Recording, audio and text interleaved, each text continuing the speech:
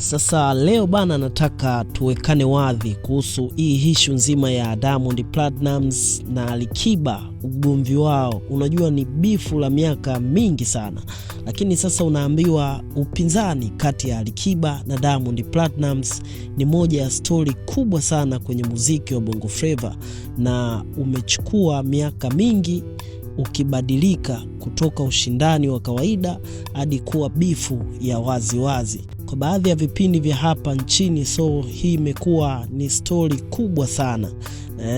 Sasa ipo hivi, mwanzo wa ushindani wa mwaka 2006 hadi 2012 Alikiba alianza kujulikana mapema zaidi kupitia nyimbo kama Cinderella na Nakshi Nakshi, akijenga jina kubwa Afrika Mashariki. Wakati huo Diamond Platnumz bado alikuwa anajitafuta kimuziki.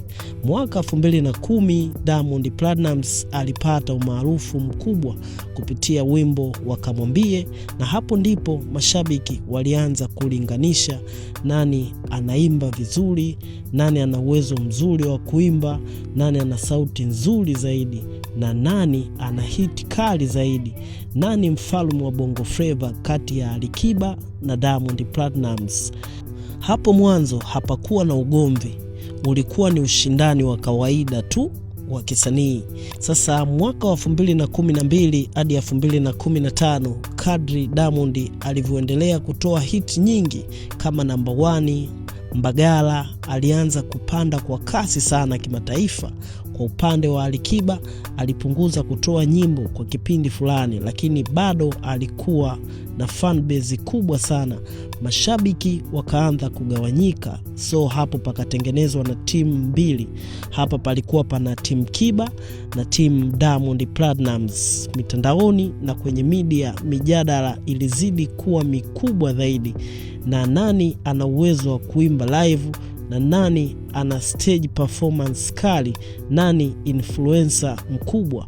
So hivyo ni moja ya vitu ambavyo baadhi ya mashabiki walikuwa wanavishindanisha kwa hawa wasanii. So hapo utakumbuka Alikiba aliweza kutulia, Alikiba kuna namna aliweza kupoa kimuziki. So Alikiba akaja kurudi tena mwaka 2015 hadi 2017. Mwaka 2015 2016 Alikiba alirudi kwa nguvu na nyimbo kama Aje na Mwana. Hapa ndipo ushindani ulipokuwa mkali zaidi. Matukio muhimu, wote walikuwa wanashindana kwenye tuzo kama All Africa Music Award. Kulikuwa na madai ya kupigiana kula kwa nguvu, Fan Voting Award. Kauli za chini kwa chini, indirect shot, zilianza kuonekana. Bifu ya mwaka 2017 hadi 2020, lakini Alikiba na Diamond Platnumz hawajawahi kutupiana ngumi za waziwazi. So upinzani wao upo kwenye muziki tu, hii ikichochewa pia na vijembe kwenye interview, mashabiki kupigana sana online, kila mmoja kujaribu kuonyesha yeye ni mkubwa zaidi. Diamond Platnumz alipata mafanikio makubwa kupitia lebo yake ya WCB Wasafi na collaboration za kimataifa. Alikiba naye alisaini deal kubwa na Sony Music kuonyesha kwamba bado yuko kwenye level ya juu.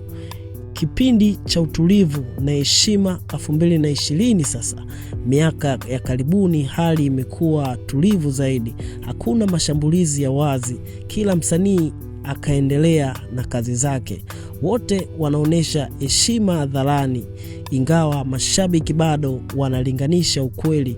Wote wamechangia sana kukuza mziki wa Tanzania kimataifa, wote wana style tofauti. So hapa naweza nikasema Alikiba ana melody nzuri, ana sauti nzuri pia, classic vibe. Diamond biashara, hits nyingi, vitu kama hivi hapo. So unaweza nikakwambia hivi, bifu ya Alikiba na Diamond Platnumz kiukweli imechochewa sana na mashabiki. Media ni sehemu ya ushindani wa kawaida kwenye sanaa, imechangia kukuza Bongo Flava kuwa kubwa.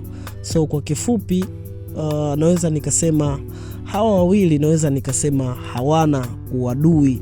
Mwaka 2024 kuja 25 mpaka 26, msanii Alikiba naye alionyesha nguvu kubwa sana kwenye masuala mazima ya kujiweka sawa, vitu kama hivi hapo. Pia Diamond Platnumz aliweza kusaini wasanii tofauti tofauti kwenye lebo yake kuonesha naye bado yuko ngangali. So ukija mwaka wa 2026 juzi tu hapa, bado kumetokea maneno ya sitofahamu kwenye mitandao ya kijamii. So tunafahamu kuwa Alikiba, tunafahamu kuwa Diamond Platnumz alikuwa ameweza kuachia ngoma yake I'm So Happy. So Diamond aliachia ngoma I'm So Happy, akaja akaachia tena na Jux, lakini Alikiba bana kwa wakati huo yeye aliachia ngoma moja tu ambayo alikuwa ameshirikiana na msanii BN.